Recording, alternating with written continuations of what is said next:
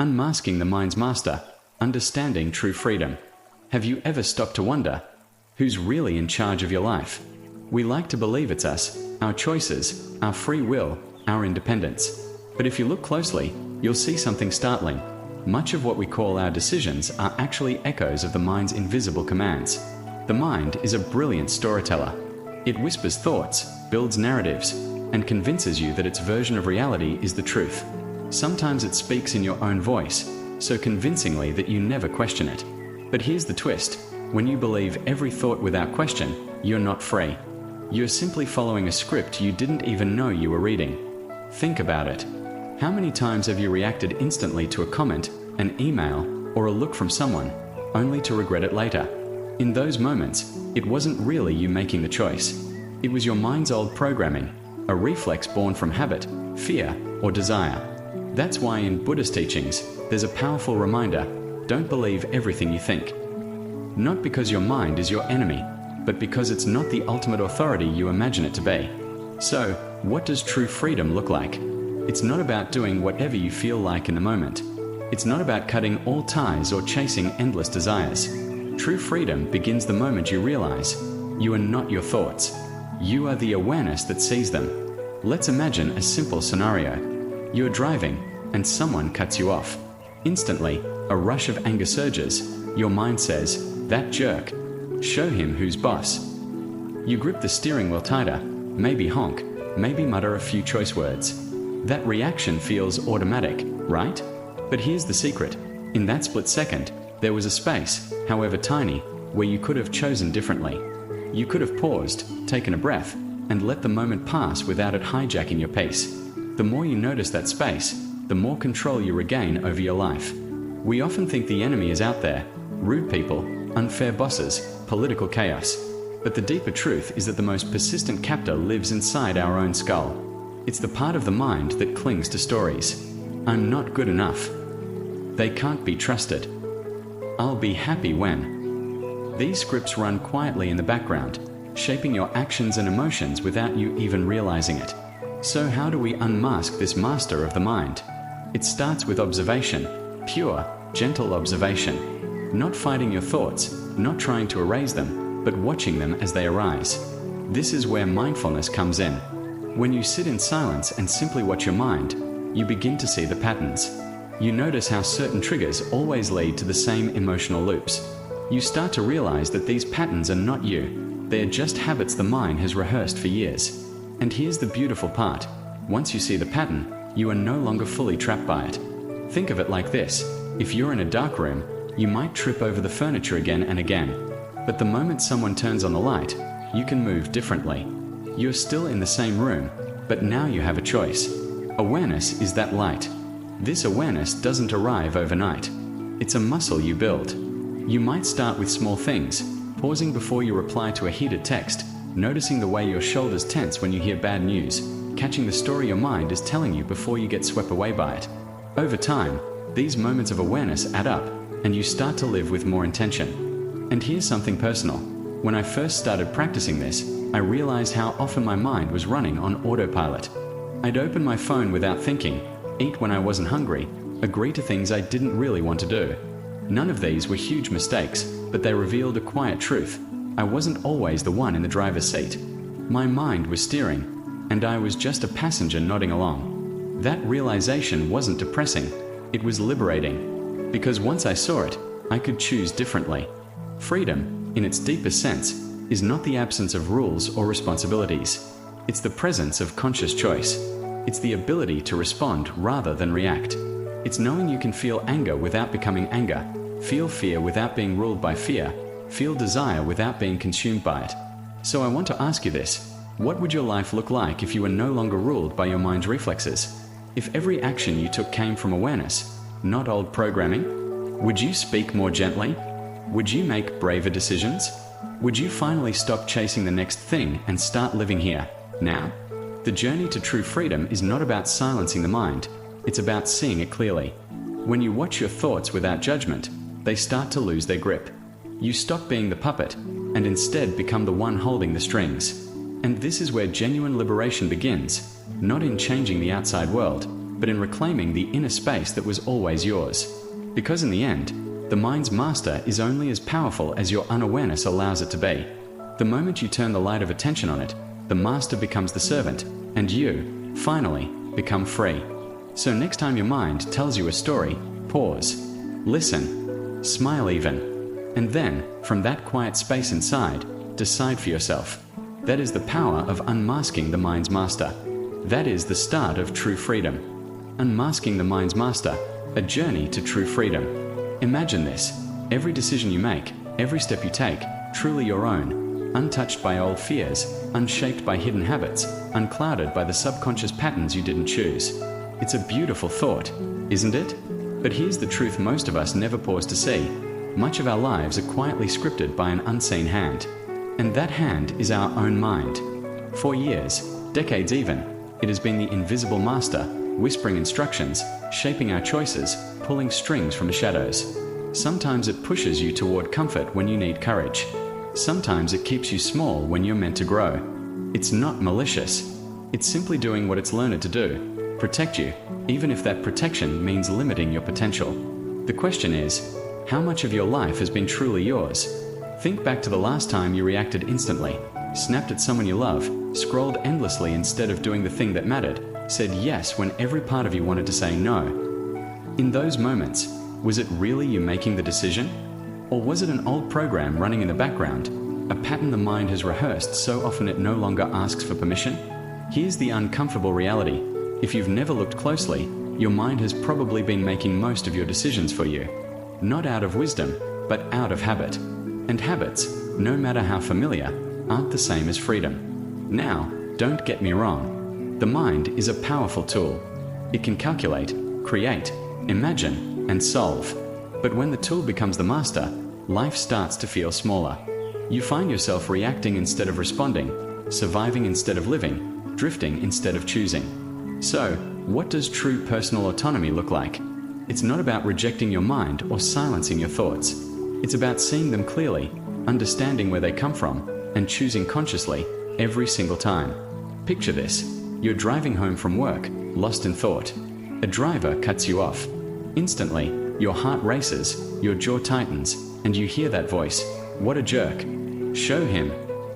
That's your mind script, ready to play out for the 100th time. But in that tiny sliver of awareness, you realize you have a choice. You don't have to let anger drive. You can let it pass, keep your peace, and arrive home without dragging the storm inside with you. That tiny pause, that space between stimulus and response, is where freedom lives. Buddhist teachers often describe it like this: you are not your thoughts, you are the one who notices them. The moment you step back and watch your mind at work, like clouds drifting through the sky, you begin to see that you've been the sky all along, not the storm passing through it. Of course, awareness doesn't come naturally at first. We've been trained to believe we are our thoughts. That if the mind says, "You're not good enough," it must be true. If the mind says, "You'll be happy when you achieve X," we chase it without question. But here's the thing: the mind's voice isn't always truth. It's just a voice. And just because it speaks, doesn't mean you have to obey. I remember a time in my own life when I thought I was in control. I made lists, set goals, and pushed hard. But beneath it all, I was driven by an unseen fear. Fear of failure, fear of not being enough. Every choice I made was really just me trying to outrun that fear. The breakthrough came the day I sat quietly and started noticing the patterns. The same fears, the same doubts, looping like a soundtrack in the background. That was the moment I realized I wasn't living freely. I was just dancing to a song I hadn't chosen. And here's the miracle: once you see the pattern, you can choose differently. Freedom isn't a one-time event. It's a daily practice. It's in the decision to pause before you speak, to question your first impulse, to notice when you're acting from fear instead of clarity. Over time, these small acts of awareness weave together into something powerful, a life you actually chose. So, let's ask the question again: what would your days look like if they were truly yours? Would you speak more kindly to yourself? Would you slow down, breathe, and savor the moment instead of rushing to the next thing? Would you stop living on autopilot and start steering with intention? The promise of this journey is simple, but profound. You can reclaim the seat of the driver. The mind is still there, still offering its thoughts, but now you choose which road to take. No longer the puppet dancing to old strings, you become the one holding them. And this, my friend, is where real freedom begins. Not in changing the world outside you, but in unmasking the quiet master within. When you see it clearly, you can smile at it, thank it for its service, and then choose for yourself. So, as we go deeper into this video, I invite you to watch your own mind. Notice the next thought that arises. Is it truth, or just an old echo? You don't have to judge it. You don't have to fight it.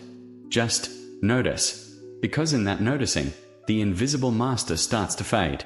And you, the real you, begin to emerge. Your mind is lying to you, reclaiming the freedom you forgot you had. Your mind is lying to you. Every single day, without fail, it's making choices you don't even realize. It's nudging you towards certain decisions, away from others, shaping your reactions, your moods, your very sense of self, without ever asking for your permission. It's not doing this because it's evil. It's doing this because that's what it's been trained to do. It's absorbed every fear, every expectation, every belief you've been fed since childhood, and now it runs those scripts on repeat. And here's the dangerous part. You've gotten so used to it that you think those scripts are you. But they're not. Your mind is like a master illusionist. It makes you believe you're in control, when in reality, it's pulling the strings. It convinces you to chase certain goals, avoid certain risks, react in certain ways, all under the guise of this is just who I am. But is it? Or is it who your conditioning has taught you to be? Think about the last time you got upset. Maybe someone cut you off in traffic. Maybe your partner said something sharp. Instantly, you felt the rush, the tightness in your chest, the heat rising in your face. Without even thinking, you snapped back or carried that irritation into the rest of your day. In that moment, did you choose your reaction? Or did it choose you?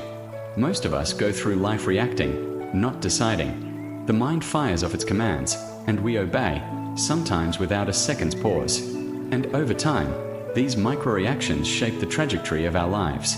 They determine which opportunities we take, which relationships we nurture or destroy, which dreams we chase or abandon. Here's the hard truth. You cannot live intentionally if you are ruled by the unconscious habits of your mind. Now, I'm not saying the mind is the enemy. It's a brilliant tool, capable of creativity, problem-solving, and planning. But like any tool, it's meant to serve you, not dominate you. The problem is, most of us have handed over the keys without even realizing it. So how do you take them back? The first step is awareness. Not the vague, yeah, I should be more mindful kind of awareness. I'm talking about a razor-sharp noticing of your own inner world. When a thought appears, you notice it. When an emotion surges, you watch it. You begin to see that you are not the thought, not the emotion. You are the one who is aware of them. Let's try a little experiment right now. Close your eyes for a moment and think, I can't do this. Feel how the body responds. Maybe your shoulders slump, maybe your stomach tightens. Now think, I am capable of figuring this out. Notice the shift. Your breath steadies, your chest opens. Same body, same moment. The only thing that changed was a thought. And if one thought can change your state this dramatically, imagine what an entire lifetime of unexamined thoughts has been doing to you. The mind will tell you, this is just who you are. But who you are is far bigger than your conditioning. You are not the voice in your head. You are the one who hears it. Buddhist philosophy has a beautiful metaphor for this. The mind is like a wild elephant, powerful, but dangerous if left untamed. Without training, it will trample through your life, wrecking peace and clarity. But if you learn to guide it with awareness, that same power becomes your greatest ally. When you start to see the mind's tricks, something incredible happens. You stop being controlled by them. You no longer believe every fear, every craving, every judgment it throws your way. You start to choose. And choice is the foundation of freedom. Freedom doesn't mean you'll never feel fear or anger again. It means those feelings no longer hijack your life. It means that when your mind says, you can't, you pause, smile, and decide for yourself whether that's true. It means that your life starts to feel like yours, not a set of inherited patterns running on autopilot. I learned this the hard way. There was a time when I thought my overthinking was just part of my personality. I didn't realize it was my mind's way of avoiding risk. It kept me in safe, predictable situations, not because that's where I truly wanted to be, but because it was where my mind felt comfortable. The day I realized that comfort and happiness aren't the same thing was the day I began to take my freedom back. And here's the thing, this isn't about becoming some enlightened monk overnight. It's about noticing, moment by moment, when the mind tries to run the show. It's about building the muscle of awareness until you can spot the subtle manipulations as they happen. Because the mind will keep lying. It will keep saying, "You're too old, you're not ready, you'll fail, you need this to be happy." But once you've seen behind the curtain, those lies lose their power.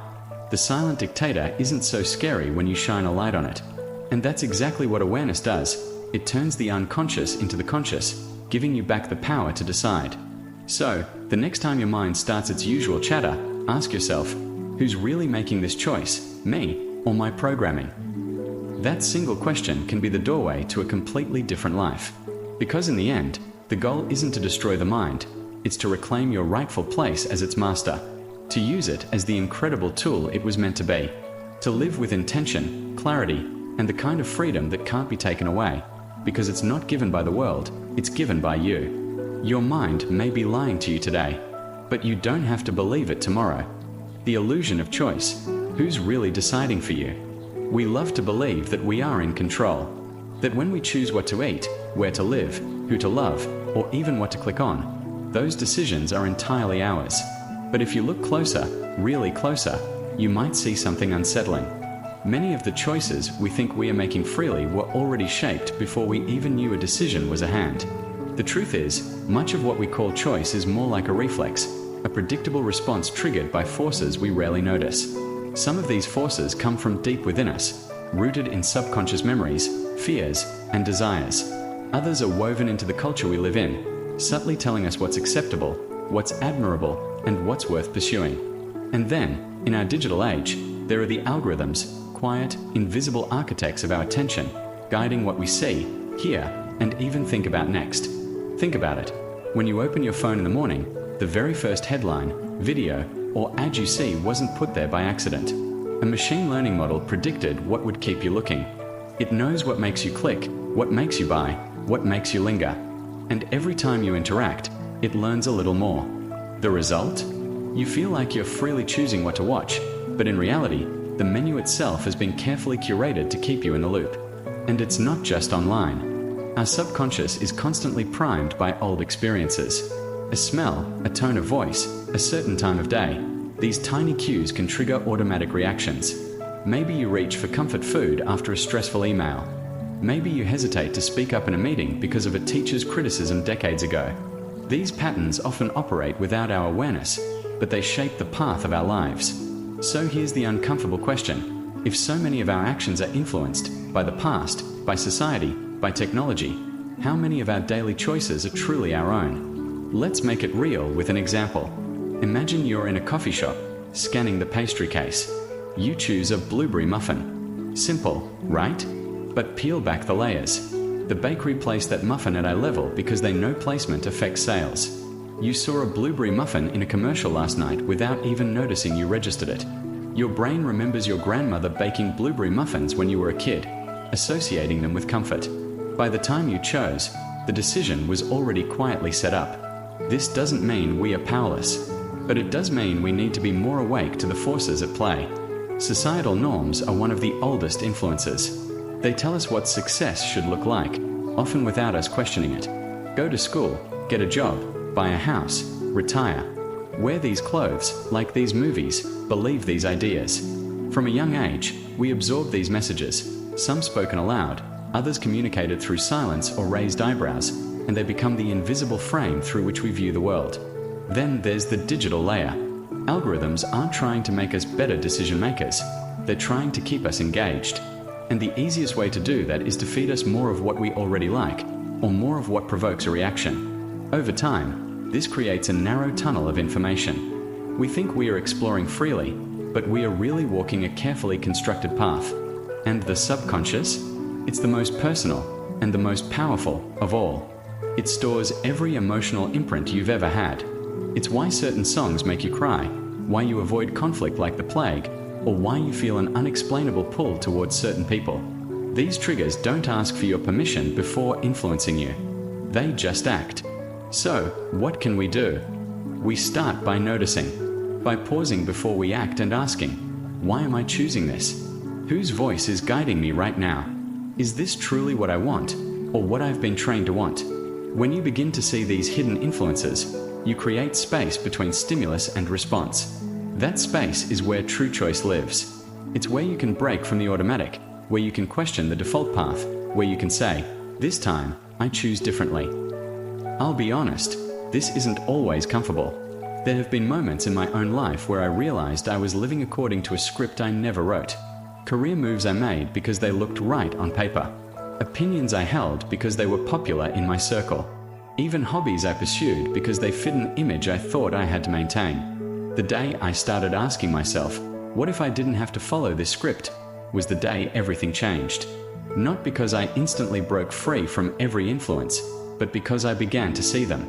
And once you see, you can't unsee. Freedom doesn't come from eliminating every influence. That's impossible. It comes from recognizing them and choosing with awareness in spite of them. It's the difference between being carried by the current and steering your own boat. So here's my challenge to you. Tomorrow, pick one decision you make, big or small, and slow it down. Trace it back. Notice the nudges, the subconscious triggers, the societal whispers, the algorithmic suggestions. And then ask yourself, if none of those were here, what would I choose? You might be surprised by the answer. Because once you start seeing the illusion of choice for what it is, you open the door to something far greater, intentional living. A life where the decisions you make aren't just echoes of your past, products of culture, or outcomes of code, but are born from your own clarity, your own values, your own truth. And that, I believe, is the most radical choice of all. The mind's blueprint. How conditioning shapes who we think we are. Have you ever stopped to wonder why you see the world the way you do? Why certain opportunities feel within reach, while others seem impossible, almost as if there's an invisible fence around your life? That fence isn't made of steel or stone. It's made of something far more subtle and far more powerful, the blueprint inside your mind. From the moment we are born, we begin absorbing messages about who we are, what's safe, and what's possible. We don't choose these messages, they're handed to us. A parent's words, a teacher's tone, a friend's offhand comment, the way strangers look at us, each one leaves a small mark. Over time, those marks connect into patterns, and those patterns become our mental pathways. Imagine your mind as a field of fresh snow. The first time you walk across it, you can step anywhere. But the more you walk the same route, the deeper the path gets, until eventually, it feels like the only way forward. That's what childhood conditioning does. It carves paths so deep, we forget there were ever other directions to go. Some of these early programs are helpful. They teach us how to stay safe, how to connect, how to navigate the world. But others are like invisible locks on doors we never even try to open. Maybe as a child, you were told, you're not good at math, so you never pursued a career in science. Or perhaps you heard, don't make a scene, so you learned to silence your opinions, even when they mattered most. These messages don't just shape what you do, they shape what you believe you're capable of. And here's the thing, the mind doesn't always update its blueprint. You could be 40 years old, running a successful business, and still be guided by the fears of your 8-year-old self. You could be physically free to take risks, but mentally stuck in a tiny, safe corner of possibility, because somewhere inside, that old voice is still whispering, stay small. This is where limiting beliefs come in. A limiting belief is like a line in the sand that says, you can go this far, but no further. The belief might be about money, people like me never get rich, about relationships, love always ends in heartbreak, or about your own worth, I'm just not the kind of person who can. Fill in the blank. Here's the uncomfortable part. These beliefs don't feel like beliefs. They feel like facts. And because they feel like facts, we rarely question them. It's like wearing tinted glasses your whole life. You don't notice the color of the lens because you've never seen the world without them. But every belief, no matter how solid it feels, started somewhere. And if it started, it can change. One of the most revealing exercises I ever did was writing down every truth I believed about myself and then asking, who told me this? And were they even right? I found that some of my deepest truths came from people who were doing the best they could, but were limited by their own fears and conditioning. I realized I had been living inside a mental house built by someone else's blueprint. And that's when it hit me. If our minds can be programmed, they can also be reprogrammed. But before we can redraw our blueprint, we have to understand the internal monologue, that constant voice in our heads narrating our lives. You know the one. The voice that says, "You'll embarrass yourself if you try that," or "You're too old to start over," or "Don't bother, they won't listen anyway." Sometimes it sounds like your own voice. Sometimes, if you listen closely, you realize it's an echo from years ago, maybe your father's, your teacher's, or even a childhood friend's. That voice is powerful because it knows exactly how to keep you in your comfort zone. And comfort zones are tricky. They feel safe, but they also quietly suffocate growth. Think of your comfort zone like a cozy little cabin. It's warm, it's familiar, and you know where everything is. But outside that cabin is an entire forest to explore, new skills to learn, new people to meet, new parts of yourself to discover. The catch: you have to be willing to step into the cold for a while. Most people never do. Not because they don't want more from life, but because their internal monologue convinces them they can't handle what's outside. So how do we change that voice? We start by noticing it, by catching it in the act. Every time you hear yourself think, "I can't," pause and ask, "Says who?" Every time you hear, "That's just the way I am," challenge it with, "Or is that just the way I was taught to be?" When you do this often enough, you start to see the cracks in the old blueprint. And once you see the cracks, you can begin to draw new lines. I've seen this happen in my own life and in the lives of others. A woman in her 50s who believed she wasn't a creative person took a painting class and discovered a talent that changed her entire sense of self. A man who thought he wasn't leadership material started mentoring younger colleagues and realized he'd been leading all along, just in a different style than he'd been told was right. Every time you step outside your comfort zone, even in small ways, you rewrite the script. You tell your mind, "See? The world didn't end. In fact, it got bigger." Your mental blueprint is powerful, but it is not permanent. You can choose to keep walking the same deep, familiar tracks, or you can step into fresh snow and make new ones. The truth is, we all have the ability to redraw the boundaries of what's possible for us. It starts with questioning the old programming, replacing limiting beliefs with empowering ones, and rewriting the internal monologue so that it becomes an ally instead of an enemy. So here's my challenge to you. This week, notice one belief you've been carrying for years. Ask yourself where it came from and whether it's still serving you. Then, take one small action that directly challenges it. Because the moment you start questioning the blueprint, you stop living by default and start living by design. Breaking the mental chains, how to take back control of your mind. Let me ask you something. When was the last time you truly chose your reaction to something, rather than simply having a reaction? Think about it. Someone cuts you off in traffic, and you get angry before you even realize what happened. A coworker sends a passive-aggressive email, and you're already rehearsing your comeback in your head. It's almost as if our minds have a pre-written script for every situation, and we just play our part. That's what I call the mental chains. They're not physical. They're the invisible patterns of thought and reaction we've built over years, maybe decades. And the most dangerous part? Most of the time, we don't even notice they're there. But here's the truth. The moment you learn to observe your thoughts without immediately jumping into action, you start to loosen those chains. Step 1. Becoming the observer. Picture this. You're sitting in a quiet room, and a thought pops into your head. "I'm terrible at this. I'll never get it right." Normally, you might believe that thought instantly, feel discouraged, maybe even quit. But instead, what if you just watched it?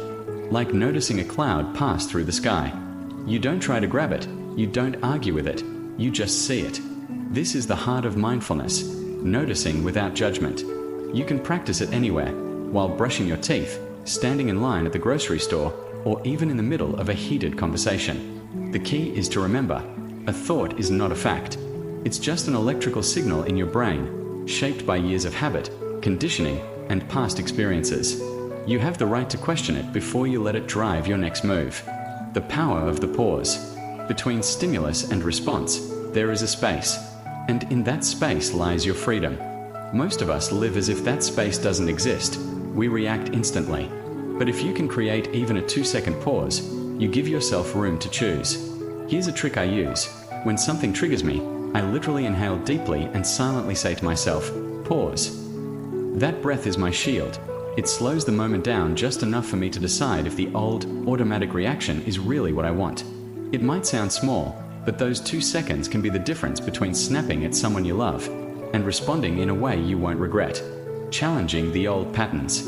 Now, let's talk about the hard part, confronting ingrained habits. Your brain loves shortcuts. If it's reacted a certain way 100 times, it will keep doing it because it feels efficient. That's why change feels uncomfortable at first. Let's say your habit is avoiding conflict. Someone makes a request that's unreasonable, and your automatic reaction is to say, "Sure, no problem," even though inside you're frustrated. Here's how to break that. Notice the urge to say yes. Pause, just like we talked about. Experiment with a new response, even a small one. Maybe instead of instantly agreeing, you say, "Let me think about that and get back to you." That tiny change interrupts the pattern. And each time you interrupt it, the chain weakens. Everyday experiments in awareness. You don't need a meditation cushion or a mountain retreat to do this. Your daily life is the perfect training ground. When you feel irritation rising, with a slow driver, a noisy neighbor, notice the first physical signs. Maybe your shoulders tense or your jaw tightens. That's your cue to pause. When you feel anxious before a meeting, instead of distracting yourself, sit with the feeling for 30 seconds. Observe it. Where do you feel it in your body? What thoughts is it trying to feed you? When someone disagrees with you, notice the impulse to defend yourself instantly. Instead, try listening fully before responding. Each of these moments is like picking the lock on your mental chains. Why this matters more than you think. You might be wondering, why bother? Isn't this just overthinking my own thinking? No, this is reclaiming authorship of your life. When you stop running on autopilot, you stop living by the scripts written for you by childhood, by society, by fear. You start responding to the world as the person you are now, not as the person you were trained to be. The truth is, every reaction you don't question becomes a brick in the walls around you. And every moment of conscious awareness is like pulling one of those bricks loose. The real freedom. Breaking mental chains isn't about becoming emotionless or detached. It's about having choice. It's about being able to say, "Yes, I feel anger right now, but I'm going to respond with calm." Or, "I feel fear, but I'm still going to take that step." It's about not letting the oldest, loudest voices in your head run the show. Over time, this practice changes how you experience life. Stressful situations become challenges instead of catastrophes. Annoyances shrink. Opportunities expand. And you start to see that most of the limits you thought were real were only in your mind. Your challenge. For the next 7 days, I want you to do just one thing. Pause. Anytime you notice a strong reaction, good or bad, just take a deep breath and observe your thought before you act on it. Write down what you noticed. You might be surprised by how many of your automatic thoughts don't actually serve you. Remember, your mind can be your cage, or it can be your wings. The difference lies in whether you notice the chains and choose to break them. The path to deliberate living. Let me ask you something personal. How much of your life, right now, is truly yours? Not what your job demands. Not what society tells you is normal. Not what your friends expect. I mean, your own life, lived on your terms. For most of us, if we are honest, the answer is not as much as I'd like. That's where deliberate living comes in. It's not some lofty, abstract philosophy. It's the art of making small, conscious choices that, over time, create a life that actually feels like yours. Starting small, the power of tiny intentions. We often imagine living deliberately as a massive, dramatic shift, quitting your job, moving across the country, starting fresh. And while those things can happen, real transformation usually starts much smaller. It might be choosing to start your morning without checking your phone. It might be taking 15 minutes to walk outside at lunch instead of scrolling social media. It might be saying no to something just because you know deep down it doesn't serve you. Why does this matter? Because every tiny intentional act is a vote for the life you actually want. And votes, over time, decide the outcome. Think of it like steering a ship. You don't yank the wheel 180 degrees in one go. You make small, steady adjustments. But give it enough time, and you'll end up in an entirely different ocean, protecting your mental space. Here's the uncomfortable truth. If you don't protect your mental space, the world will fill it for you. Social media algorithms, 24/7 news cycles, advertisements, they all compete for your attention, shaping what you think about and how you feel. And they're very good at it. That's why setting boundaries isn't just about saying no to people. It's about deciding what gets to live in your head. I have a personal rule. I don't start my day with other people's opinions. No news, no notifications, no emails for the first hour. That time is mine, to think, to plan, to just be. You might try something similar. Maybe you limit how much negative news you consume. Maybe you unfollow accounts that constantly trigger comparison or anger. Remember, your mental space is prime real estate. Don't rent it out to things that drain you. The gift of discomfort. Here's the twist. Living deliberately doesn't always feel comfortable. In fact, if you're doing it right, you'll probably feel discomfort more often than before. Why? Because stepping into deliberate living means stepping outside the autopilot version of yourself. And your brain loves autopilot. It's easy, familiar, safe. When you start making choices that reflect your true self, like speaking up in a meeting when you normally stay silent, or setting a boundary with a friend, you might feel awkward, exposed, even anxious. But here's the thing, discomfort is not a danger signal, it's a growth signal. It means you're stretching beyond the old patterns and making space for the person you're becoming. Think about it, the gym is uncomfortable. Learning a new skill is uncomfortable. Honest conversations are uncomfortable. And yet, these are the exact moments that change us. Daily practices for deliberate living. If you want to walk this path, here are 3 simple but powerful practices. Morning check-in. Before you get swept up in the day, ask yourself, what's one intentional choice I can make today? It could be as small as cooking dinner instead of ordering out, or calling a friend you've been meaning to reconnect with. Boundary audit. Once a week, look at what's been taking your time, energy, and attention. Ask, does this align with who I want to be? If not, adjust. This is how you protect your mental space from silent invaders. Lean into the edge. When you feel that discomfort, the urge to retreat, pause and ask, is this the kind of discomfort that leads to growth? If the answer is yes, lean in. That's where transformation hides. Why this path matters. Living on autopilot feels safe, until one day you wake up and realize you've been building someone else's dream instead of your own. Deliberate living is the opposite. It's realizing that every moment is an opportunity to cast a vote for the life you want, and then having the courage to cast it. It's not about being perfect. You will have days where you slip into old patterns, days where you let the noise back in. That's okay. What matters is that you notice, and you return to the path. Because over time, these small acts add up. The life you build becomes lighter, more authentic, and deeply aligned with your values. Your invitation. So here's my challenge to you. Tomorrow, before the day sweeps you away, make one choice, just one, that's entirely for you. Protect it. Follow through. Notice how it feels. Then do it again the next day. And the next. One day you'll look back and realize, you didn't just find the path to deliberate living. You created it. Step by step. Choice by choice. And that's the beauty of it. Your life is yours again. Unlocking true freedom. Living authentically in a noisy world. When you hear the word freedom, what comes to mind? For most of us, it's the absence of restriction. Having the ability to go where we want, do what we want, say what we want. Freedom is often painted as something external. Money in the bank, time on our hands, no one telling us what to do. But here's the deeper truth. Freedom isn't just about the world outside of us. Real freedom is an inside job. Think about it. What good is a wide-open schedule if your mind is constantly anxious? What good is financial security if you still feel trapped by the fear of losing it? What good is a life without external barriers if you're still chained to self-doubt, anger, or the need to please others?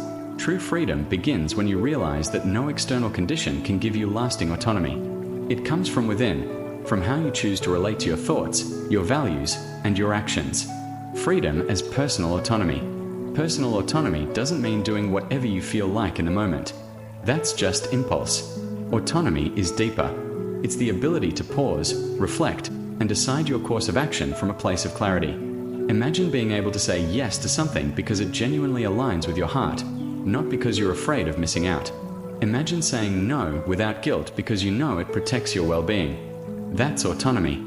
It's not about escaping responsibility. It's about owning your choices so fully that they reflect you, not the expectations of others. The power of living in alignment. Here's where it gets powerful. When your actions align with your authentic values, life feels lighter, clearer, and far more meaningful. Maybe one of your values is honesty. If so, every time you speak truthfully, even in uncomfortable situations, you reinforce that sense of inner freedom. On the other hand, every time you lie to keep the peace, a part of you feels confined. Or perhaps you deeply value growth. When you push yourself to learn something new, even if it's challenging, you feel alive. But when you settle into complacency, ignoring that inner call to evolve, you feel stuck, like you've betrayed yourself. Freedom isn't the absence of boundaries. It's the presence of alignment. It's knowing that the life you're building reflects the person you want to be. A modern framework for freedom. Now, let's talk about how to actually live this way in today's noisy world. A world overflowing with opinions, demands, and distractions. I like to think of it as a three-part framework: clarity, boundaries, and purpose. Clarity. You can't live freely if you don't know what matters most to you. Take time to define your core values. Not the ones you inherited from family or culture, but the ones that resonate deep within you. Ask yourself, what qualities make me proud of who I am? What do I want to stand for, even if no one is watching? Boundaries. Once you know your values, you need to protect them. That means setting boundaries with work, with relationships, with technology. Boundaries aren't walls, they're guardrails. They keep you aligned when the world tries to pull you off track. Maybe that's limiting how much time you spend on social media. Maybe it's saying no to projects that drain your energy. Whatever it is, boundaries safeguard your freedom. Purpose. Clarity and boundaries set the stage, but purpose gives direction. Purpose doesn't have to mean saving the world or starting a movement. It's simply the decision to live each day with intention. To ask, am I moving toward the life I want, or away from it? Purpose turns freedom into something tangible, something you can feel in your bones. Discomfort as the gateway. Now, here's a truth that surprises a lot of people. Freedom doesn't always feel comfortable. In fact, sometimes it feels downright scary. Why? Because true freedom often requires breaking away from the familiar. It means disappointing others, challenging old habits, and facing fears you've avoided. But discomfort is not a sign you're on the wrong path. It's a sign you're leaving the cage. Think of a bird learning to fly. The first leap from the nest isn't comfortable, but it's necessary. So the next time you feel discomfort while making a choice that aligns with your values, pause and remind yourself, this is the feeling of freedom being born. A personal reflection. I remember a time in my own life when I was saying yes to everything, every opportunity, every request, every demand. On the surface, I looked successful, but inside, I felt trapped. Why? Because none of those yeses were aligned with what truly mattered to me. I was living by someone else's definition of freedom. More, faster, bigger. The turning point came when I started asking myself one simple question. Is this choice aligned with who I want to be? At first, it was hard. Saying no felt selfish. Protecting my time felt risky. But slowly, as my actions began to reflect my own values, I felt lighter, freer, and more at peace. Your invitation. So here's my invitation to you. Take one area of your life, work, relationships, or even how you spend your free time, and ask yourself, am I acting from alignment or from autopilot? If it's autopilot, pause. Create a small shift that reflects your values. Maybe it's speaking up when you'd usually stay silent. Maybe it's blocking off time for something you love. Maybe it's letting go of something that no longer fits. Because freedom isn't something you stumble upon by chance. It's something you cultivate, choice by choice, moment by moment. Closing thought. Unlocking true freedom doesn't mean escaping life's responsibilities. It means engaging with them consciously, guided by clarity, protected by boundaries, and fueled by purpose. It's the recognition that the only real prison is living out of alignment with your own values. And the only true liberation is becoming the author of your own story. So, ask yourself, what's one choice you can make today that reflects who you really are? Because that's where freedom begins. Not tomorrow, not someday, but right now.